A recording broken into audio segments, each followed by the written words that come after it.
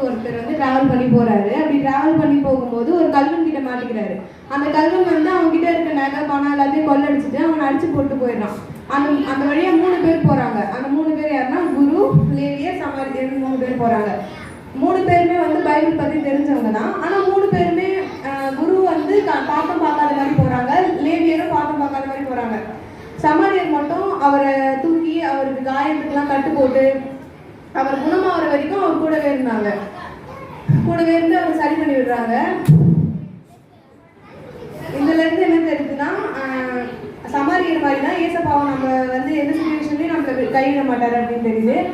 2வது கதை வந்து சூனியம் அப்படின்ற ஊர்ல எலிசான்ற ஒரு தீர்க்கதரிசி அடிக்கடி போய் ஊழியம் பண்ண வராங்க.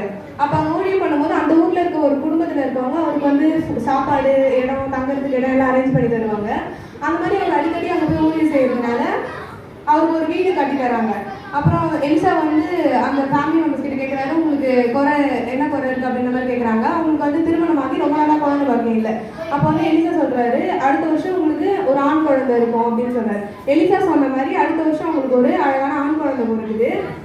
அந்த குழந்தை வந்து வயலில் விளையாடிட்டு இருக்கும் போது அவங்க அம்மா கிட்ட வந்து சொல்லுது, எனக்கு தலை வலிக்குது அப்படின்னு சொல்ற மாதிரி வாங்கி விழுந்தது.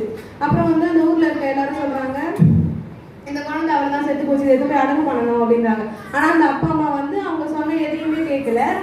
எலிசாவுக்கு ஒரு வீடு கட்டி கொடுத்தாங்கல்ல, அந்த வீட்டுல வந்து அந்த குழந்தை எடுத்துன்னு போய் எலிசா படுத்த இடத்துல படுக்க வச்சு ப்ரேயர் பண்றாங்க. இது கேள்விப்பட்ட எலிசா வந்து ப்ரேயர் பண்றாரு. குழந்தை வந்து உயிர் படைச்சிக்குது.